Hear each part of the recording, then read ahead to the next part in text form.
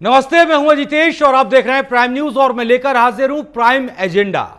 अक्सर आजकल आप लोग जब अपना मोबाइल फोन उठाते होंगे और उसको स्क्रॉल करना शुरू करते होंगे सोशल मीडिया तमाम प्लेटफॉर्म पर, चाहे वो फेसबुक हो या फिर एक्स, कई सारे वीडियोस आपके फोन में आते होंगे। कुछ वीडियोस में कोई थूक लगाकर रोटी बना रहा है तो कोई जूस में यूरिन मिला रहा है, कोई मसाज कर रहा है थूक से। लगातार ऐसे वीडियोस देखने के बाद मन में कई सवाल आपके भी उठते होंगे और आप सोचते होंगे कि ये हो क्या रहा है, ये कर कौन रहा है, इसके पीछे साजिश किसकी है। ऐसे ही कुछ सवालों के साथ दरअसल यूरिन और थूक जिहाद के विरोध में आज गाजियाबाद के लोनी टीला शाहबाजपुर गांव के शिव मंदिरों में महापंचायत बुलाई गई।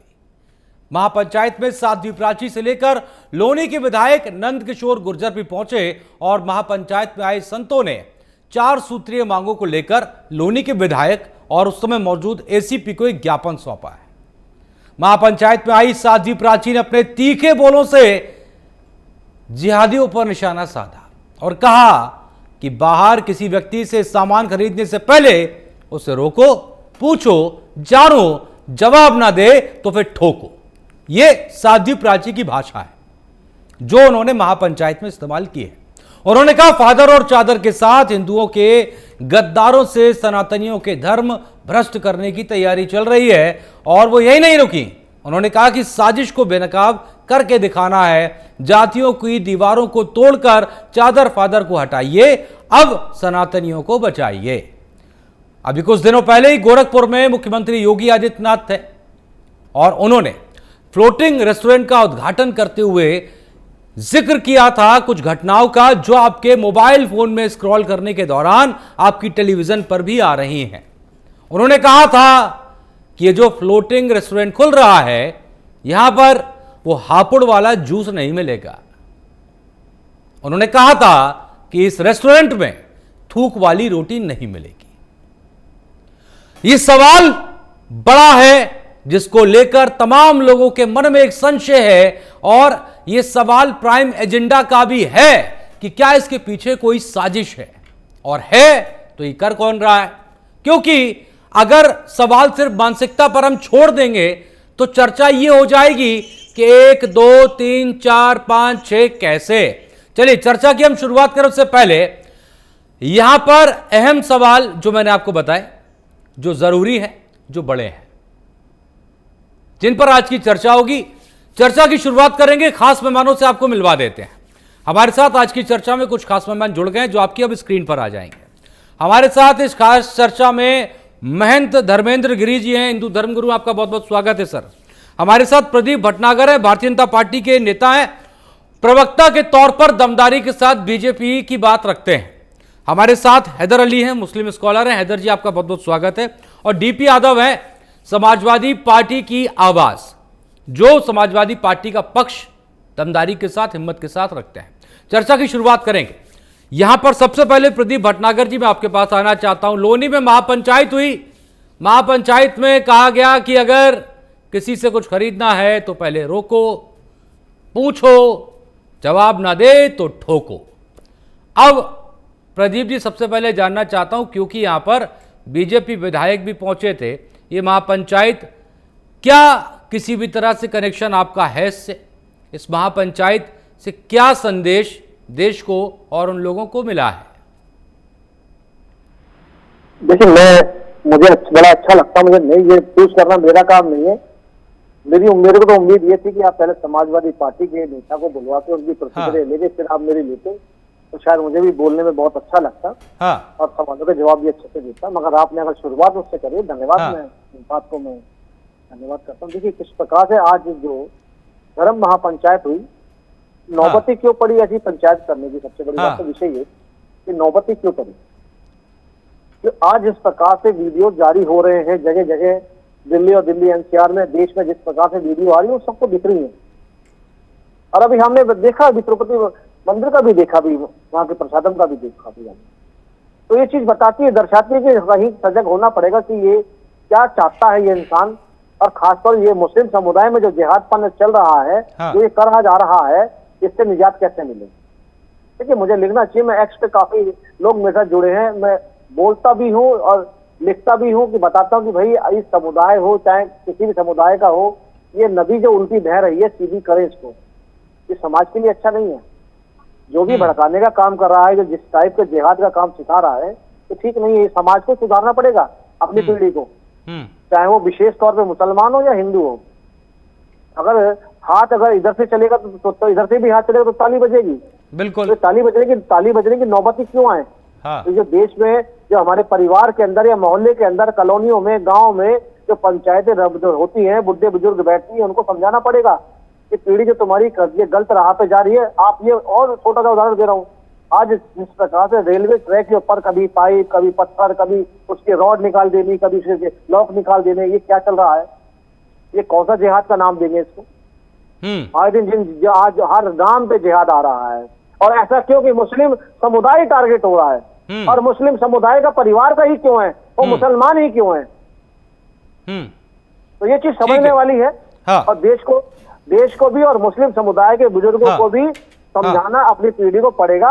और इस देश के बारे में बताना पड़ेगा कि मेरा बाप, मेरे बाप का बाप और वंश इसी हिंदुस्तान की धरती पे सपुर्दे खाक हुआ है, और हमें तुम्हें भी होना है। बिल्कुल। हैदर अली जी जवाब देना चाहते हैं, लेकिन हैदर जी मैं आपके पास आ रहा हूँ, थोड़ा सा आप वफादार बने। हाँ प्रदीप भाई मैं आ रहा हूँ, आपके पास आ रहा हूँ। हैदर अली जी जवाब देना चाहते हैं, लेकिन मैं थोड़ा सा रुक कर आ रहा हूँ आपके पास, आपसे जवाब लूंगा। डीपी यादव भी हमारे साथ, समाजवादी पार्टी के नेता है। डीपी यादव जी, सबसे पहले इस तरह की घटनाएं जो हैं, इन पर आप क्या कहेंगे कि जो लगातार बढ़ती जा रही हैं? क्योंकि खुद मुख्यमंत्री योगी आदित्यनाथ ने इस बात का संज्ञान लिया और उन्होंने कोट करते हुए हापुड़ की घटना का और तमाम घटनाओं का जिक्र गोरखपुर से किया था। तो इसका मतलब है मामला बड़ा है। ऐसे में समाजवादी पार्टी का रुख क्या है इन तमाम घटनाओं को लेकर, जो महापंचायत हुई उसको लेकर? देखिए, समाजवादी पार्टी का रुख बहुत स्पष्ट है। समाजवादी पार्टी सर्वधर्म समभाव में विश्वास करती है। भारत विविधता में एकता वाला देश है। सभी धर्मों के लोग इस देश में रहते हैं और आपस में मिलजुल करके रहते हैं। लेकिन कुछ तुच्छ मानसिकता के लोग हैं जो कहीं न कहीं अपने राजनीतिक स्वार्थ के लिए, अपनी राजनीतिक रोटी सेकने के लिए सांप्रदायिक दंगे करवाने का काम करते हैं इस देश में। और भारतीय जनता पार्टी ने हमेशा से सांप्रदायिकता की राजनीति किया है। इस देश में अगर किसी ने सांप्रदायिकता की राजनीति की शुरुआत की है तो वो भारतीय जनता पार्टी ने किया है। और भारतीय जनता पार्टी की सच्चाई अब लोग समझ चुके हैं। अगर मुख्यमंत्री जी गोरखपुर में ये बोलते हैं कि इस रेस्टोरेंट में इस तरह का भोजन नहीं मिलेगा, इस तरह का खाना नहीं मिलेगा, तो क्या हापुड़ में उनकी जिम्मेदारी नहीं है इस प्रदेशवासियों के धर्म और आस्था के साथ कहीं न कहीं खिलवाड़ करने का जो दुस्साहस कर रहे हैं उनको रोकने का? किसकी जिम्मेदारी है ये भारतीय जनता पार्टी के डबल इंजन की सरकार है, उसकी जिम्मेदारी है। आज हर मोर्चे पर भारतीय जनता पार्टी की सरकार फेल हो रही है, चाहे वो सुरक्षा की बात हो, चाहे वो कानून व्यवस्था की बात हो, चाहे वो महिला सुरक्षा की बात हो।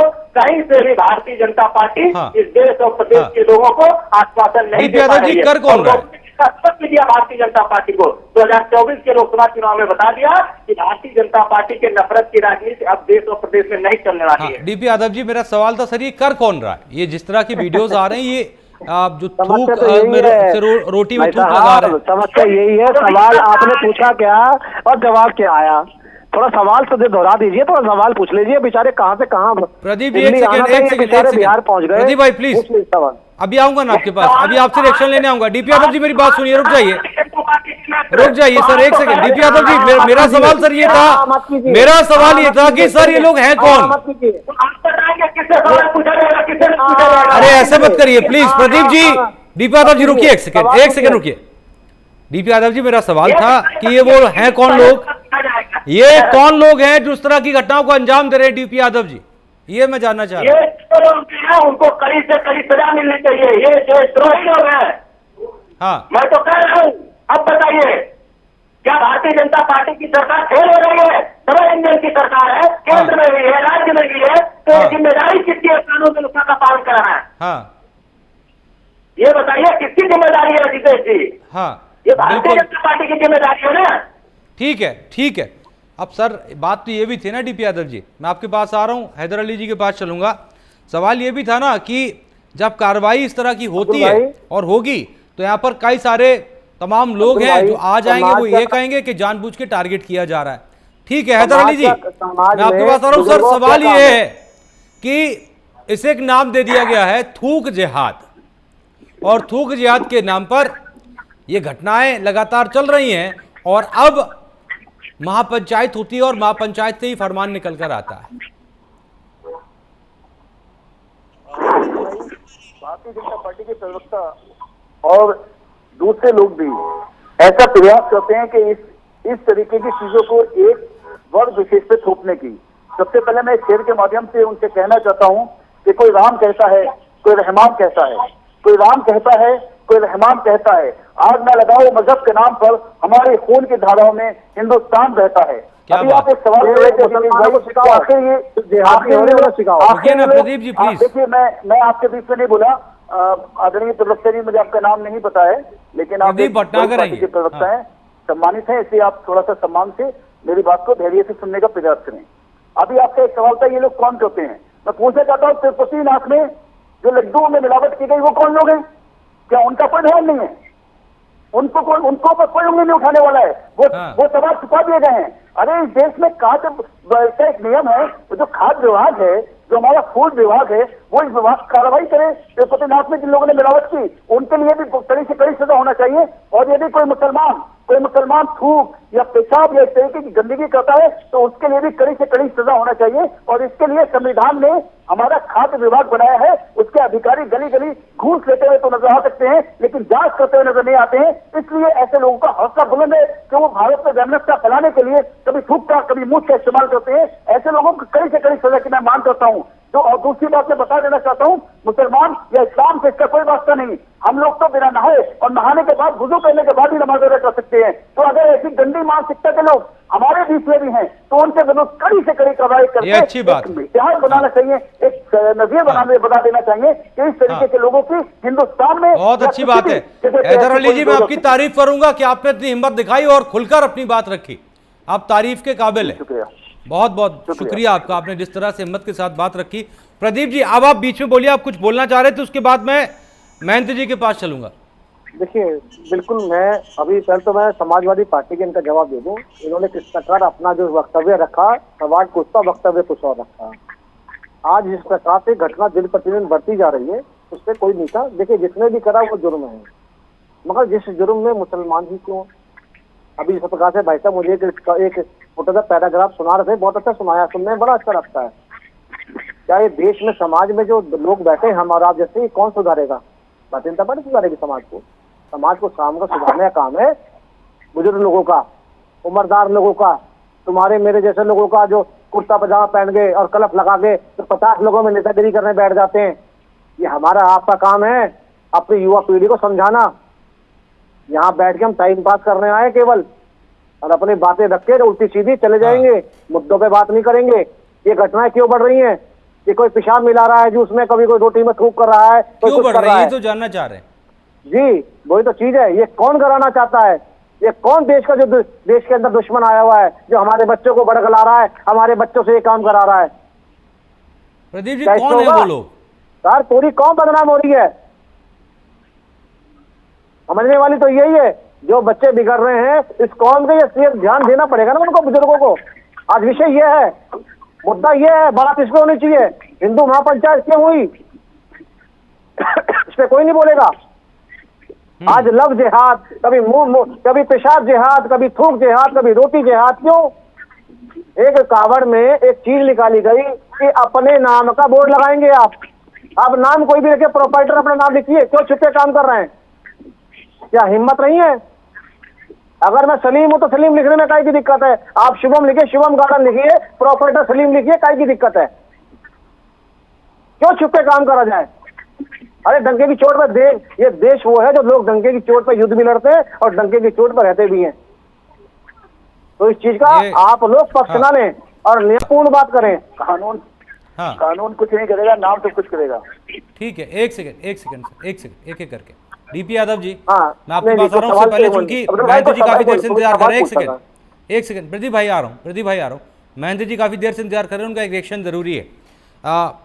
धर्मेंद्र गिरी जी, अब सवाल ये उठता है, क्योंकि आपके पास चर्चा में पहली बार आ रहा हूँ, ये महापंचायत हुई और कुछ लोग सवाल ये कर रहे हैं कि महापंचायत क्यों हुई, क्या जरूरत है महापंचायत करने की, कानून अपना काम कर रहा है, समाज को बेहतरी की तरफ बढ़ना चाहिए। लेकिन सवाल ये है महंत जी की मानसिकता आ कहां से रही है। कोई भी हो, वो कोई भी कौम का हो, किसी भी धर्म का व्यक्ति हो, अगर वो ऐसा कर रहा है और लगातार ऐसी घटनाएं आ रही हैं एक के बाद एक, तो ये कर कौन रहा है, करवा कौन रहा है, इस पर हमें सोचना पड़ेगा। देखिए, जो आज महापंचायत हुई है उसमें ये जागरूक किया गया है लोगों को, जनता को, कि अगर इस देश में भारत के अंदर चादर और फादर को हिंदुओं से आदर कराना है तो वो हिंदुओं के खिलाफ जो साजिश हो रही है, जो इस तरीके के जिहाद हो रहे हैं, उनमें चादर और फादर वालों को भी साथ खड़े होकर आवाज उठानी होगी। ये इस महापंचायत का उद्देश्य रहा। रही बात जो एक कृत्य हो रहे हैं उनमें कहीं ना कहीं अगर खाद्य विभाग पे आज अगर खाद्य पदार्थों के ऊपर अगर जांच बिठा दी जाए तो मैं कहता हूं कि 70%, मोर देन 70% आपको वो नहीं मिलेगा जो वो कह के बेच रहे हैं। आज मिलावट जिस तरीके से की जा रही है, लेकिन खाद्य विभाग से ज्यादा भ्रष्ट कोई विभाग नहीं है। इसकी भी जांच होनी चाहिए, इसके ऊपर कमेटी होनी चाहिए। और मैं तो जहां विरोधी पार्टियां हैं, जैसे कि मान लीजिए उत्तर प्रदेश में आज भाजपा की सरकार है, तो विरोधी पार्टियां कांग्रेस है, समाजवादी पार्टी है, बहुजन समाज पार्टी है, इनके कार्यकर्ताओं को ऐसे अधिकारियों पर कमांड कसनी चाहिए। ऐसे अधिकारियों को मौका ही नहीं देना चाहिए कि वो वहां पर भ्रष्टाचार करें। वहां दूध का दूध, पानी का पानी हो। और जो आज देश में अप्रिय घटना है, थूक जिहाद या ये सब जो है, ये ऐसा नहीं है कि ये हिंदुओं, भाई वो ढाबा अगर कहीं चल रहा है या कोई जूस पी रहा है तो जरूरी थोड़ी नहीं उसके माथे पर नहीं लिखा हुआ है कि कई बार नहीं पहचाना जा सकता है कि ये कौन है। तो ये सबके लिए है। अगर सबका हित चाहते हैं, राष्ट्र का हित चाहते हैं, तो ये राजनीति से हटके एक मुद्दा है और जो सभी के लिए मैं तो कहूंगा बहुत ही आघात पहुंचाने वाला है।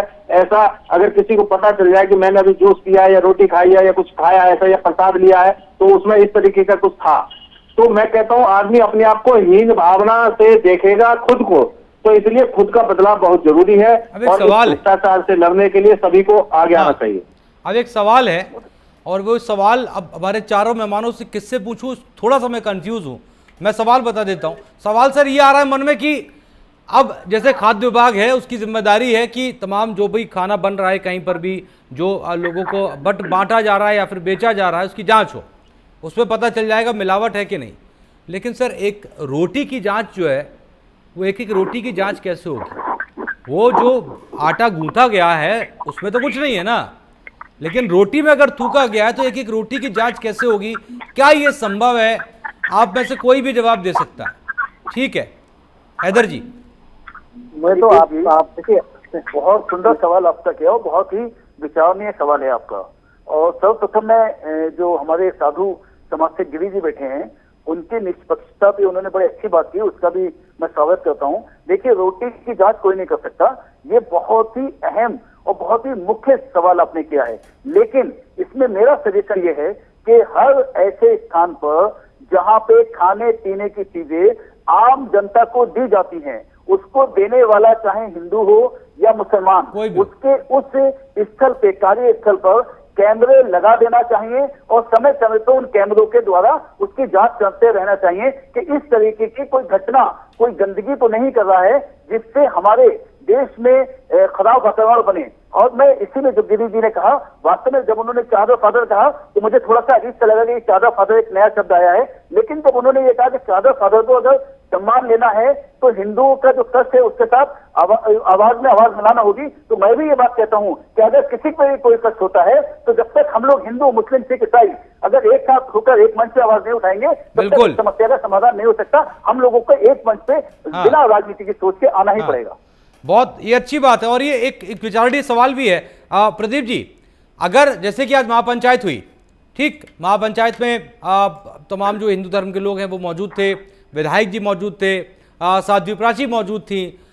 अगर एक महापंचायत ऐसी हो जिसमें जो साध्वी प्राची जिक्र कर रही थी चादर फादर, वो सब लोग हों और हिंदू धर्म के लोग हों, तब इस पर चर्चा की जाए तो शायद ज़्यादा बेहतर परिणाम निकल सकता है। प्रदीप जी, उसके बाद डीपी यादव जी मैं आपके पास आ रहा हूँ।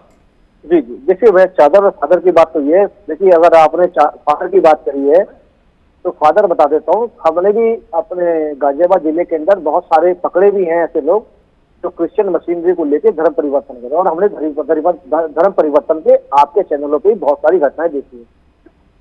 ऐसा क्यों है जी? कहीं आपने देखा हिंदुओं को आपने कि वो अपनी मशीनरी चला रहा हो और हिंदू बना रहा हो? क्रिश्चियनी और मुसलमानी क्यों है ये? क्यों धर्म परिवर्तन कराना चाहती है दोनों? इससे क्या मिलेगा? अरे कुदरत ने जैसा पैदा करा, जिसके घर पैदा करा उसे वैसे क्यों नहीं रहने देते हैं आप? अगर वो मुसलमानी घर पैदा उसे मुसलमानी रहने दो, हिंदू घर पैदा हो हिंदू रहने दो। क्या चाहते हैं क्रिश्चियन की हमारी जनसंख्या ज्यादा दिखाई दे, या मुसलमान चाहता है कि मैं धर्म परिवर्तन करा के मेरी जनसंख्या ज्यादा दिखाई दे? प्रदीप जी, लेकिन जिस बात का जिक्र महंत जी कर रहे थे वो भी अपने आप में एक चर्चा का विषय है। सर मैं चादर की बात भी आ रहा हूँ, मैं हाँ चादर की बात पे ही आ रहा हूँ। हाँ, मैं बहुत छोटा सा उदाहरण उत्तराखंड का दे रहा हूँ। इस जंगलों में किस प्रकार से कब्रिस्तान और कब्र बना दिए गए। रात रात नजफगढ़ चले जाइए आप, नजफगढ़ किला चले जाइए, क्यों कब्र बना दी गई? तो खुल के बोलने वाला नहीं है क्या? इसलिए बना दी गई। क्या वक्त बोर्ड कितना बड़ा एक विषय चल रहा है? प्रदीप जी, लेकिन आप किसी के 200 साल पुराने घर को या 500 साल पुराने घर को चीजों का मतलब वक्त बोर्ड में चले जाओगे? प्रदीप भाई, इन चीजों का मतलब ये थूक वाली रोटी और जो पेशाब वाला जूस है उससे क्या मतलब है सर? सर मतलब यह है कि मैं तो अभी भी आपके चैनल के माध्यम से कहूंगा कि जिस प्रकार से सुप्रीम कोर्ट लोग जो आंदोलनजीवी सुप्रीम कोर्ट चले गए थे नाम को लेके, उन आंदोलनजीवियों को बोलना चाहिए कि अपना अपना बोर्ड, नाम का बोर्ड लगा के व्यापार करें। जिसका मन करे वो ले, जिसका मन ना करे वो ना ले। उससे प्रदीप भाई बात ये है, प्रदीप भाई उससे ये जूस वाला और ये थूक वाला मसला हल हो जाएगा? बिल्कुल। कैसे सर? 8% मसला हल हो जाएगा। आटे दाल का भाव पता लग जाएगा थूकने वाले को भी, जब रोटी नहीं बिकेगी उसकी। ये तो क्या ठीक है। डीपी यादव जी, और जूस वाले को पता लग जाएगा। हाँ, हैदर भाई please over to you. DP Yadav ji माफी चाहता हूँ, बता रहा हूँ आपके पास में, बने रहिएगा सर। जी जितेश भाई, हैदर जी, मुझे बड़ी हंसी आ गई है आदरणीय प्रदीप जी की वार्तालाप पर। ये वही नफरत की बातें कर रहे हैं। दरअसल जो आप ये सवाल भी आया था कि महापंचायत की आवश्यकता क्यों पड़ी। मैं बता देना चाहता हूँ प्रदीप भाई को, महापंचायत की आवश्यकता इसलिए पड़ी कि ये 300 प्लस से 240 पर आ गए। अब इन्हें महापंचायतों का, ऐसी महापंचायतों में सहारा रह जाएगा। कभी थूक की कभी मूत की बात पर ही राजनीति रह गई इनकी। विकास के झूठ बोल रहे हैं, पंचायत झूठ बोल रही है। विकास की राजनीति को पंचायत झूठ बोल रही है। पंचायत अरे विकास भैया बाहर में यार, मैं रोटी और पेट की बात कर रहा हूँ। मैं झूठ बोलने की विकास की बात कहाँ से आ गई? देश को बुलाया क्यों मुझे? मत कीजिए। अरे देश की बात की बात है, हमने देखा नहीं क्या? देखा नहीं क्या? मत कीजिए। आंख बंद कर लें, तोड़ने के बाद आंख बंद कर लें, समस्या है, समाधान आंख बंद करते हैं। आंख बंद करने को कौन कह रहा है? ये तो बहुत बड़ा पाप है। ऐसी बात कर रहे हो यार। हाथ से हाथ मिला के खड़े कीजिए इस पाप के खिलाफ। हाथ से हाथ अरे भाई कैसे खड़े हो जाए? की बात कीजिए। कैसे खड़े हो जाए? इस जमीन अपराध अरे भाई कैसे खड़े हो जाए? कन्ना मिला के लोगों की बात कीजिए। एक देश एक विधान की बात हो रही है, एक दूसरे क्यों देते हैं?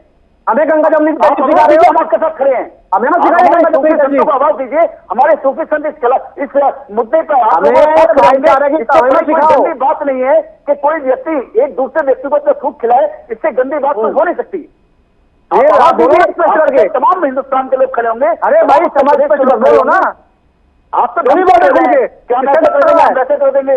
दूध का दाल चल जाएगा, नाम जब पता जाएगा, आटे दाल का भाव पता चल जाएगा। हिंदुस्तान 1947 से लेकर आज तक बिना नाम के बिना उसके सबको आटे दाल का भाव तो आप इस भारतीय जनता पार्टी सरकार ने सबको बता ही दिया है।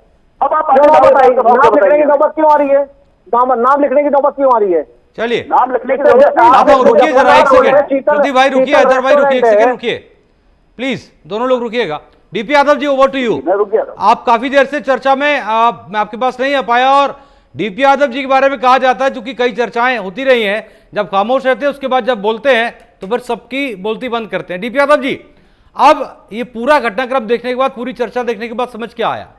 मेरा एक सवाल भी था, खाद्य विभाग को जिम्मेदार ठहराया गया, लेकिन क्या खाद्य विभाग एक रोटी की जांच कर सकता है? नहीं कर सकता है, सीधी सी बात है। क्या ये सवाल मनोविज्ञान से जुड़ा हुआ है? जरूरत है हमें लोगों को समझाने की, जो लोग गलत रास्ते पर भटक रहे हैं, चुनिंदा लोग, कोई भी हो सकते हैं वो, देखिए, निश्चित रूप से हमें जो लोग भटक गए हैं या जो लोग गलत काम कर रहे हैं उनको समझाने की जरूरत है, उनको बताने की जरूरत है और सही रास्ते पर लाने की जिम्मेदारी हम सबकी है। अगर वो सही रास्ते पर नहीं आते हैं सीधे तरीके से तो कानून का भय दिखा करके, सजा दे करके उनको हम सही रास्ते पर लाने का प्रयास करें। लेकिन जो चर्चा चल रही है अजितेश जी, उसमें देखिए जो हिंदू धर्मगुरु बैठे हुए हैं और मुस्लिम स्कॉलर भी बैठे हुए हैं, उन दोनों लोगों ने अच्छी बातें कही, मामले को कहीं ना कहीं समझा बुझा करके और शांतिपूर्ण तरीके से इसका हल निकालने की बात की।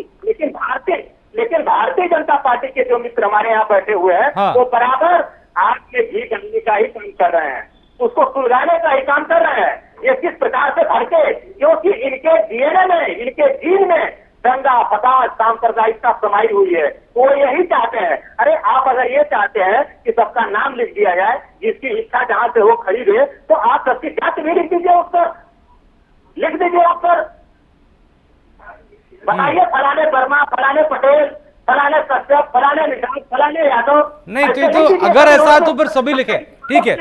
बर्तन की दुकानों को लिख दीजिए, हाँ। जहाँ से चाहे वहां से खरीदे। अरे अभी तक तो एक जाति में ही लोगों की शादियां हो रही है, तो लोग अपने अपने पसंद के दुकानों पर ही खरीदे। अपने डीपी यादव जी, दिक्कत ये भी है ना डीपी यादव जी, एक दिक्कत ये है, एक दिक्कत और है डीपी यादव जी, एक दिक्कत और है। प्रदीप जी, मैं आ रहा हूं, एक सेकंड में आ रहा हूं। महंत जी आपके पास भी आ रहा हूं। हैदर भाई रुकिएगा, ठीक है। डीपी यादव जी, दिक्कत एक और है। दिक्कत ये कि कार्रवाई, अगर जाहिर सी बात है किसी को समझाना हो तो कार्रवाई होगी, कार्रवाई कानून के तहत होगी तो बुरा मत मानिएगा। समाजवादी पार्टी झंडा बुलंद कर देगी और कहेगी कि देखिए एक धर्म के लोगों को परेशान किया जा रहा है, एक जात के लोगों को परेशान किया जा रहा है। खत्म हो जाएगी जब से समाजवादी पार्टी। डीपी यादव जी, जड़ से खत्म हो जाएगी समाजवादी पार्टी। और आप अजितेश जी थोड़ा हमको समय और दीजिएगा। ये जो धर्मगुरु महापंचायत बुला रहे हैं, तथाकथित धर्मगुरु, क्या इन्होंने कभी गरीबी के विरुद्ध पंचायत बुलाई, बेरोजगारी के विरुद्ध पंचायत बुलाई, महिला सुरक्षा के विरुद्ध पंचायत बुलाई, शिक्षा के बदहाल व्यवस्था के विरुद्ध पंचायत बुलाई? इनको आगे नहीं आना चाहिए कि इस देश में व्यवस्था सुदृढ़ हो, शिक्षा अच्छी हो, स्वास्थ्य अच्छा हो, कानून व्यवस्था अच्छी हो। ये केवल और केवल लोगों का ध्यान भटकाने के लिए भारतीय जनता पार्टी के एजेंडा के साथ काम करते हैं और भारतीय जनता पार्टी का एजेंडा सिद्ध करने का, भारतीय जनता पार्टी का एजेंडा सिद्ध करने का काम करते हैं। चलिए ठीक है, मेरा सवाल ये था डीपी यादव जी। प्रदीप जी सर, चलिए बोलीजिए उसके बाद आता हूँ। हाँ, ये डीएनए की बात कर रहे थे। देखिए इन लोगों में तो डीएनए वैसे भी स्वर्गीय श्री मुल्ला मुलायम सिंह जी का है, मैं कुछ नहीं कर सकता। हमारे अंदर अगर हमारा डीएनए है ना, वो वीर सावरकर जी का है, तो हम वैसी बातें करेंगे। और स्पष्टली कह रहा हूँ, चैनल पे खुल के बोल रहा हूँ और खुला बोल रहा हूँ। तो डीएनए हर किसी की होता नहीं है और हर किसी की औकात और माँ का दूध नहीं पिया होता, तो स्पष्ट बोल रहे मेरी तरह। प्रदीप जी प्लीज ऐसे मत करिएगा। देखिए आप नहीं प्लीज मेरे मित्र भी हैं और बहुत सम्मानित व्यक्ति हैं। सर मैं कभी गलत नहीं बोलता हूँ किसी के प्रति। सर मैं किसी के प्रति सम्मानित है। अगर कोई डीएनए की बात करेगा, डीएनए समझते हैं ना आप? मैं समझता हूं सर। कौन है तेरा बाप, कौन है? हाँ, तो मैं वो इसलिए मैं बता रहा हूँ। मैं नहीं प्लीज ऐसी भाषा नहीं, प्लीज नहीं मैं सर मैं गलत बात कर रहा हूँ। क्या बात कर रहे हैं सर? हम जो है ना 130 साल का इतिहास पढ़ रहे हैं हिंदू मुसलमान का। हाँ, कौन क्या करा क्या नहीं करा, 130 साल पुराना। हाँ। जैसे उन्हें पढ़ा होता ना तो शायद हो सकता है इतना नहीं बोलते। महंत जी को चर्चा में लूंगा क्योंकि डीपी यादव जी ने सवाल महंत जी से किया था। मैंने अभी ये महापंचायत कर रहे हैं और भी मुद्दों को लेकर महापंचायत क्यों नहीं करते? प्रदीप जी एक सेकंड में आ रहा हूँ। हैदर भाई जरा सा इंतजार करिएगा, बस आया मैं आपके पास। ये कह रहे हैं कि महापंचायत इन्होंने महंगाई पे क्यों नहीं करी, हाँ, इन्होंने दलित पे क्यों नहीं करी, इन्होंने गरीबी पे क्यों नहीं करी। हाँ, ये वही महापंचायतें हैं जो मंदिरों के अंदर, मठों के अंदर, गुरुद्वारों के अंदर भंडारे चलाते हैं गरीबों के लिए, खिलाने पिलाने के लिए। हाँ। मगर मैं आपसे सवाल पूछ लूंगा ना तो भाग जाएंगे डीपी यादव। इनका पूरा नाम पता नहीं, मैं डीपी यादव पूरा नाम लेना था, मिस्टर यादव बोलता हूँ इन्हें मैं, तो बता दूं मैं। अगर बता दूंगा अभी मेरठ के अंदर ना सरकार के बारे में। सर एक सेकंड लूंगा बस, 1 मिनट मुश्किल से। अगर जवाब हो तो दे दीजिएगा, चित्र बिता तो भागेगा। अखिलेश सरकार के टाइम में मेरठ में एक पैसे वाले घर के बेटी उठा के ले गए थे मुसलमान, 1 महीने बाद वापस करी थी। FIR भी दर्ज नहीं हुई थी। जब उसकी शादी होने वाली थी 3 दिन पहले उठा के फिर ले गए थे। वो अखिलेश यादव था जिन्होंने FIR भी नहीं होने दिया, कुछ कंप्लेंट होने दी। प्रदीप जी प्लीज ऐसी भाषा नहीं। देखिए प्रदीप जी आप क्या कर रहे हैं? सर भाषा नहीं है, दर्द होता है। नहीं नहीं, आप अगर कह रहे हैं कि अखिलेश धर्म यादव होता था, है। कैसे सरकार अगर चुनी है, समाजवादी पार्टी सरकार अगर चुन के अगर उत्तर प्रदेश के अंदर बैठाई है तो सबने वोट दिया है, ना। चाहे हिंदू या मुसलमान हो, चाहे वो सिख हो। मैं उन प्रदीप अब ठीक भटनागर नहीं को है। जानता हूं जो संयमित भाषा में जवाब देते हैं। प्लीज प्रदीप जी ऐसा मत करिएगा। तो सर मैं यही ठीक कहना है। चाहता हूँ, गलत हो ठीक गलत है। बोलो सीखिए। नहीं नहीं अगर कोई बिल्कुल हिंदू ठीक है, गलत लेकिन करता है, गलत को अगर गलत भी हिंदू बोला गलत जाए तो करता सर एक है, संयमित भाषा में सर बोला मैं जाता कह रहा है। हूँ, महंत जी हिंदू ओवर गलत टू यू। करता है, महंत जी हिंदू जवाब गलत देंगे करता डीपी है, यादव जी का। तो उसे प्रदीप भाई समाज से प्लीज, निकाला जाए। आ रहा हूँ। ओके तो फांसी लटका ठीक है जाए और प्रदीप भाई। मुसलमानों से भी अरे प्रदीप भाई थोड़ा राजनीति पानी किया जाए। पीजिए ना, रुकिए, क्या कर रहे हैं आज आप? पानी पीजिएगा, है पानी प्रदीप जी? अच्छा चाय पी रहे हैं, ठीक है। महंत जी ओवर टू यू, आप जवाब दीजिएगा डीपी यादव जी का। कि साधु संतों को गरीबी के प्रति आवाज उठानी चाहिए। तो आज तक साधु संत तो यही कार्य करता आया है, भले ही लगता है कि डीपी यादव उससे देख नहीं पा रहे हो, लेकिन मैं बताना चाहता हूँ कि हम चाहते हैं, हमारा दायित्व है कि हर घर मंगल हो। हम ये कभी नहीं चाहते कि वहां ना ये देखते कि ये मुसलमान है, ये ईसाई है या कोई अन्य है। अगर समस्या लेकर कोई हमारे पास आता है तो हम उसका समाधान अवश्य करते हैं, उसकी जाति न पूछते न धर्म पूछते। हमारे यहाँ कोई आपत्ति नहीं है कि कोई भी, आज मैं अगर बता दूं, आंकड़े बता दूं आपको, तो डीपी यादव जी और अन्य जो हमारे हैदर भाई बैठे हैं इनको भी पता चल जाएगा कि जितने भी मठ मंदिर हैं उनमें भले ही आज मुसलमान नाम बदल के रह रहा हो, 15 से 20% मुसलमान मठ मंदिरों के अंदर सेवा में हो या अन्य किसी पदासीन हो या भक्ति भाव में हो। मैं इसका आंकड़ा, क्योंकि ये चैनल के माध्यम से देना संभव नहीं है, अगर कोई मेरे से व्यक्तिगत पूछेगा तो मैं दूंगा। लेकिन जहां तक बात गरीबी हटाने की है, तो गरीबी हटाने के लिए अगर समाजवादी पार्टी को यहाँ उत्तर प्रदेश की अगर हम बात करें तो एजेंडा क्या है? समाजवादी पार्टी आज अपना एजेंडा अगर लेकर आई होती तो भाजपा रिपीट ना हुई होती। लेकिन समाजवादी पार्टी ने तो सिर्फ धर्म की राजनीति करना सीखा है और इसको, भाजपा को जिताने का काम भी समाजवादी पार्टी का है। हकीकत तो यही है, क्योंकि भारतीय जनता पार्टी को समाजवादी पार्टी कभी मौका में आने ही नहीं देती है, कभी उस प्लेटफॉर्म पर आने ही नहीं देती है। कभी सवाल पूछने की अगर बात आती है तो वहां सिर्फ हिंदू मुसलमान का सवाल लेकर समाजवादी पार्टी खड़ा हो कितनी बड़ी जाती है। बात कह रहे हैं? अभी बात हुई है आपस में, भाई मुख्यमंत्री हैं, आप भी पूर्व मुख्यमंत्री हैं, आपको क्या मतलब था मठाधीश माफिया के कहने का?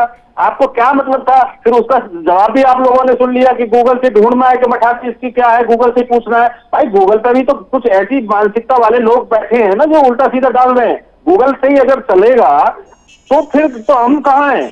तो इसलिए इनको भी समझना होगा, सत्ता प्रतिपक्ष को दोनों को समझना होगा कि किस तरीके से विकास हो, गरीबी दूर हो, उस पर चर्चा कितनी बार की है। माननीय अखिलेश यादव जी ने कितनी बार चर्चा की है कि गरीबी पे उन्होंने कितनी बार लोगों को ऐसी कोई रैली की है कि जो विशेष तौर से गरीबों के ऊपर हो, गरीबों के आंकड़े वो लेकर आए। तो कहने का तात्पर्य है, मैं विशेष तौर पर डीपी यादव जी को बताना चाहता हूं कि हम लोग ही मुख्य रूप से गरीबों के ऊपर काम कर रहे हैं। हम हर घर मंगल चाहते हैं। अगर हम रास्ते से गुजर रहे हैं और गाड़ी में पंचर हो जाए तो हम पंचर वाले से ये नहीं पूछते कि तू मुसलमान है, क्योंकि 90% तो मुसलमान ही बैठा है आज रोड पे, पंचर की दुकान पे। तो अगर उसकी समस्या है तो हम उसका समाधान करते हैं। वो मुसलमान हमसे ये कहता है कि बाबा अभी मैं आपको कुछ दे नहीं सकता हूं, आप अगली बार अगर इधर से निकलेंगे तो मैं आपका सम्मान करूंगा। तो ऐसा नहीं है, हम लोग सबको देखते हैं। हम जितना सरल हैं और सबके लिए हर तरह से जागरूकता फैला रहे हैं, लोगों को हम जितनी सुख और समृद्धि के साथ काम कर रहे हैं, हर घर मंगल की कामना करते हैं, इतना तो कोई सोच भी नहीं सकता। चलिए ठीक है, डीपी यादव जी जवाब दीजिए, उसके बाद हैदर भाई के पास आ रहा हूं। बस मुझे पता है हैदर भाई, पेशेंस रखिए, मैं बहुत देर से आपको रोक कर रखा है। ठीक है डीपी यादव जी जवाब दीजिएगा।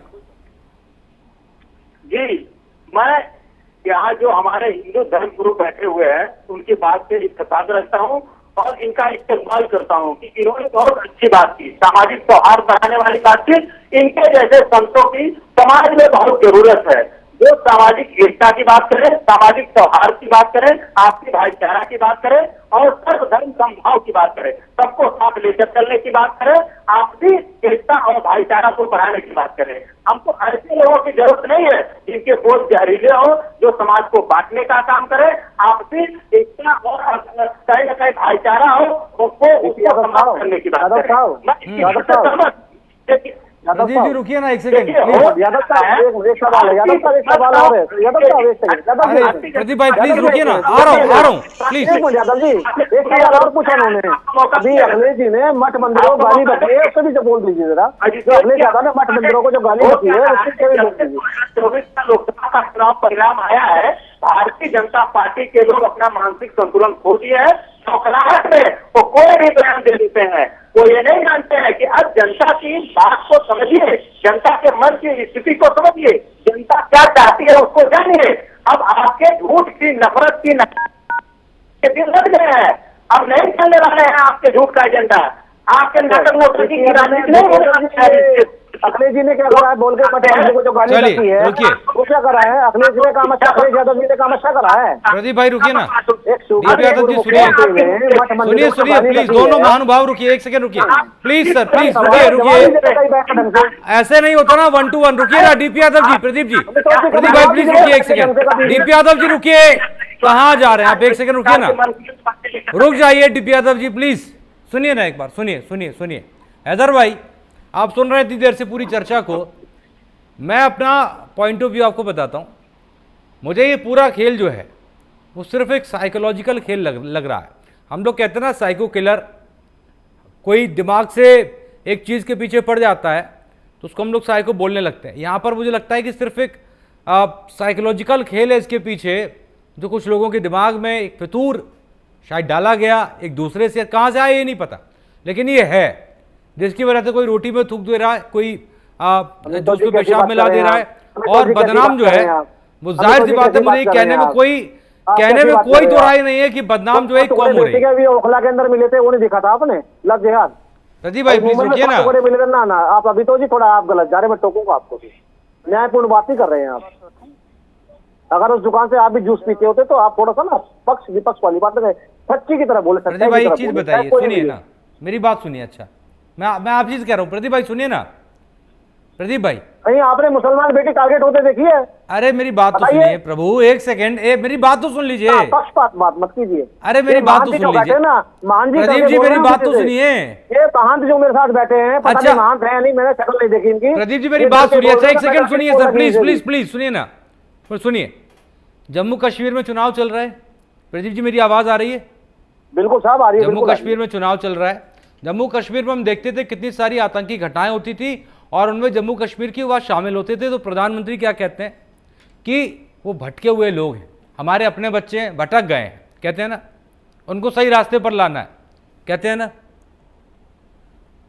बस यही खेल है। मैं ये समझा रहा था कि हो सकता है इनके दिमाग में कोई फितूर डाला जा रहा है। अभी भी आप गलत हो, मैं आपको गलत साबित कर दूंगा अभी आपको। बोलिए। अच्छा हैदर भाई मैं आ रहा हूं आपके पास, प्रदीप भाई को सुनते हैं जरा।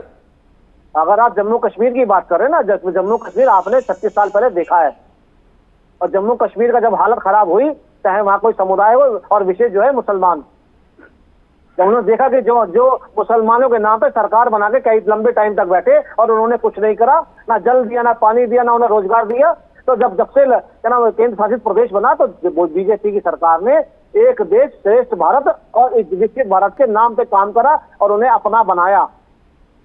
मगर जो बुखार इस समय बुखार जो राजधानी क्षेत्रों में, शहरी क्षेत्रों में है, वो बुखार दूसरा है।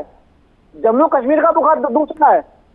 वो जम्मू कश्मीर का बुखार ठीक करा है भारतीय जनता पार्टी ने 10 साल के अंदर, और बहुत अच्छा बुखार ठीक करा है। ये तो वह हिंदू रह नहीं सकता था। क्या डीपी यादव बोलेंगे बैठ के कि जम्मू कश्मीर में जो हुआ गलत था? भाई ठीक है, ये चर्चा तो बहुत लंबी हो जाएगी, मैं और आप बाद में, सुनिए ना प्रदीप भाई, मैं और आप बाद में कर लेंगे ना चर्चा इस पर। सर आप और कहाँ गलत है वही बता रहा हूँ मैं आपको। मैं सर यहाँ पक्ष विपक्ष की बात मत करो, बात हिंदू मुसलमान की बात मत करो, या बात करो न्यायपूर्ण तरीके से। जो हम वीडियोस देख रहे हैं, जो चीजें सामने आ रही है, चाहे वो तिरुपति सर, पहली बात तो ये प्रदीप भाई देखिए, एक बात सुनिए, मैं न्याय करने वाला मैं कोई नहीं हूं सर, पहली बात। दूसरी बात यह है, मेरा काम है आवाज उठाना लोगों की, मैं उठा रहा हूं और बाकायदा डंके की चोट पे अपनी बात भी रख रहा हूं। सही है गलत का निर्णय आम लोगों को लेना है। मेरा मतलब ये प्रदीप भाई, सरकार में आप हैं, प्रदीप भाई सरकार में आप हैं, जैसा करे जैसा आपको ठीक लगे, है ना। सरकार की बात कर रहे हैं ना प्रदीप भाई, मैं आ रहा हूं, सुनिए ना। अरे मैं और आप बाद में फोन पर बात कर लेंगे ना प्रदीप भाई, रुकिए ना प्लीज। अरे मैं और आप फोन पे बात कर लेंगे बाद में, रुकिए ना, थोड़ा रुकिए। हैदर अली जी, ओवर टू यू। देखिए, मैं आपको सर्वप्रथम बताऊं कि अजीत भाई, राजनेताओं का यही खेल होता है, विषय कुछ होता है और चर्चा कुछ और हो जाती है। विषय चल रहा था खान पान का, और हमारे देश की जो संस्कृति को बिगाड़ने का खेल चल रहा है, उसको हम लोग कैसे अपनी संस्कृति को बचा पाए, ये चल रहा था विषय। लेकिन वो तमाम मुद्दों पे हम लोग आ गए और मुख्य मुद्दे से भटक गए। मैं प्रदीप भाई को और आपको और यहाँ बैठे हुए रिसीवर जो हैं गिरी साहब, उनके भी संज्ञान में लाना चाहता हूँ। अभी कुछ दिन पहले बरेली के डोमिनोज पिज्जा है, बहुत बड़ा एक इसकी कंपनी है, इसकी सैंपलिंग हुई थी, उसमें रिपोर्ट में साफ साफ उसमें पिक्की चर्बी मिली भी आई थी। लेकिन अभी तक प्रशासन ने उस सेंटर को बंद तक नहीं किया, वहां खुला हुआ है।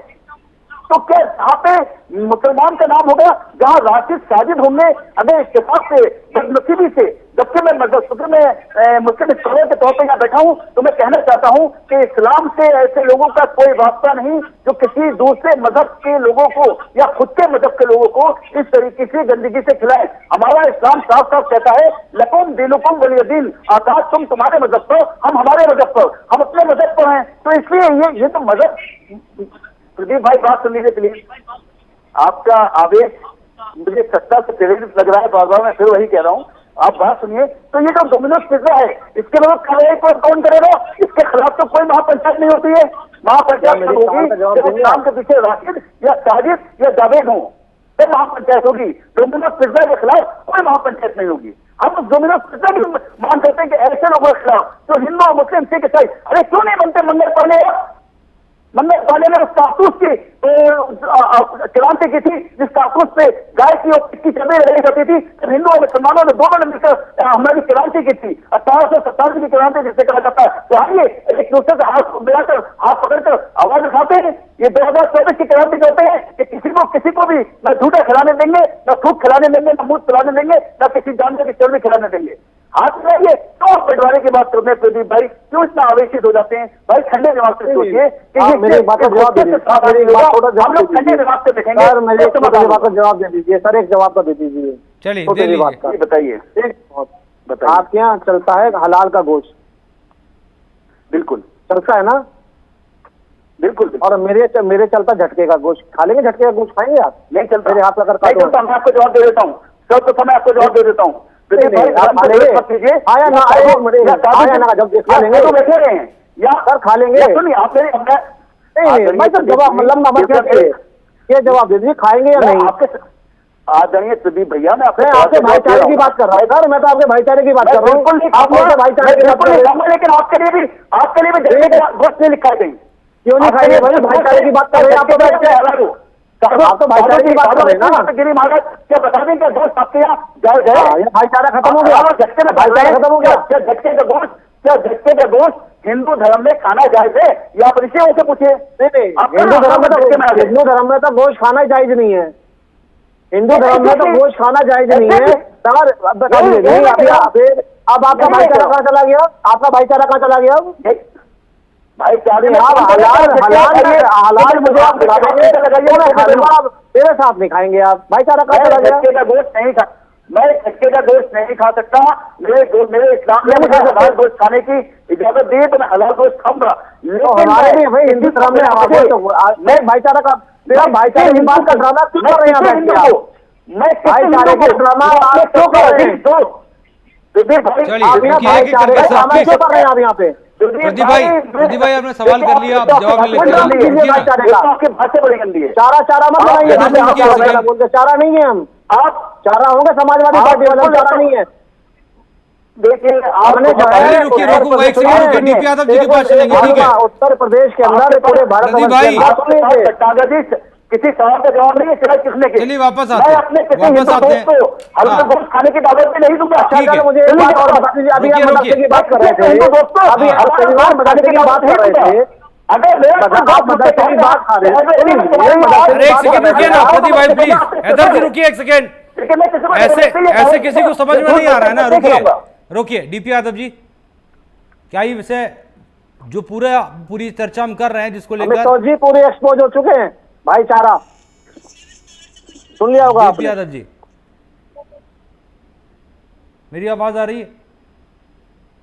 जी आवाज आ रही है आपकी? हाँ ये पूरा विषय जो है, ये पूरी चर्चा ये है क्या सर आपकी नज़र में? ये जितने भी लोग हैं, जितने भी वीडियोस आ रहे हैं, क्योंकि एक चर्चा ये भी है कि ये कौन लोग हैं, ये क्यों ऐसा कर रहे हैं?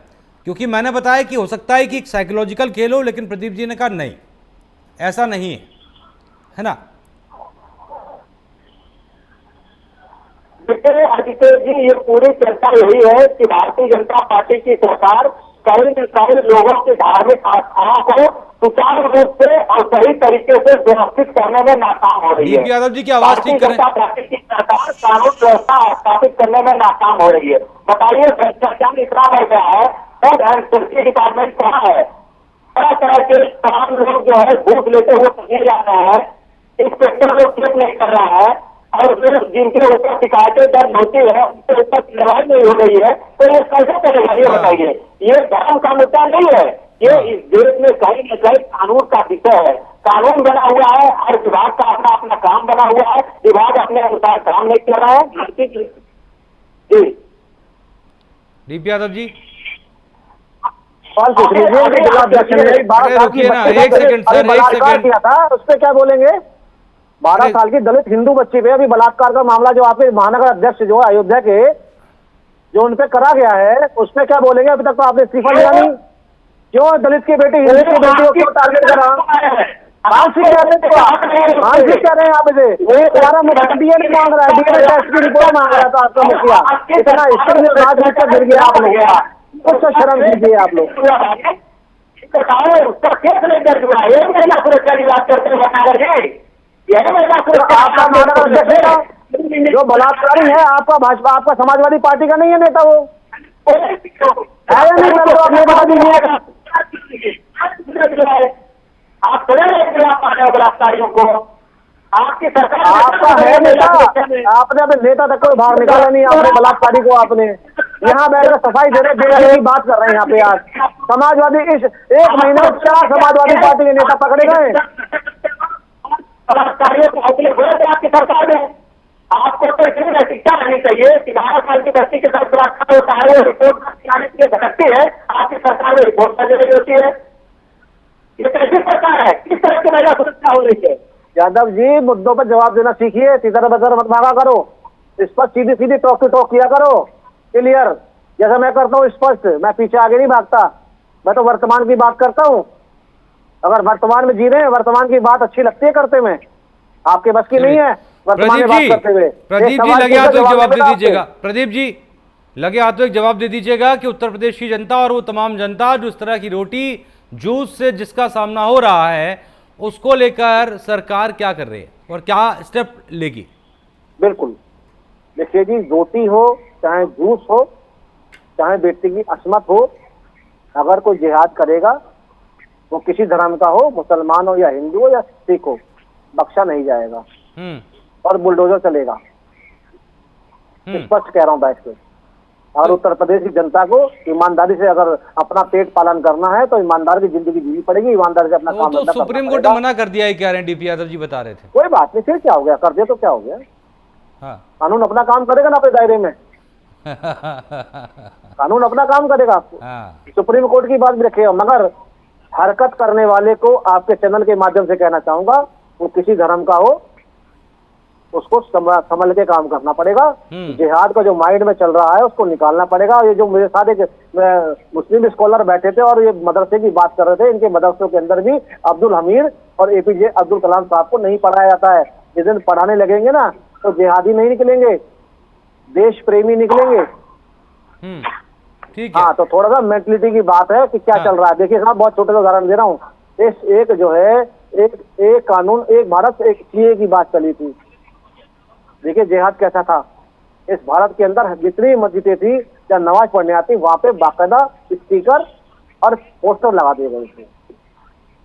अरे भाई, एक समान सबको मिलना चाहिए ना अधिकार। अगर मेरे को 100 किलो चावल आटा मिल रहा है तो मेरे पड़ोसी मुसलमान को 100 किलो आटा चावल क्यों ना मिले भाई? हाँ। मेरे बच्चे अगर सोने की चैन सरकार दे रही है तो मेरे मुसलमान के बच्चों को क्यों ना मिले भाई? बराबर का दर्जा मिलना चाहिए सबको ना। हाँ। तो यही एक बात हो रही थी। क्या ह्यूमर फैलाया इन पार्टियों ने कि भाई ये तो मुसलमानों को खत्म कर देंगे, मुसलमानों को बाहर भेज देंगे, इनकी मान्यता खत्म कर देंगे। अरे भाई, ये देश सबका है, दादा परदादा इस देश की आजादी में सब रुपए खाक हुए हैं। हाँ। मेरा देश स्पेशल नहीं है, सबका है।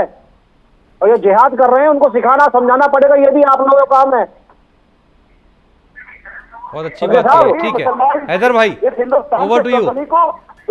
शाम तक 5 बार सुनता है, जब 5 बार नमाज पढ़ता है तो इसी जमीन पर सजदा करता है। हैदर भाई की आवाज ठीक करें। सजदा करके अपने प्यारे रब को याद करता है। उसे देशभक्ति मत सिखाइए आप। तो संस्कृति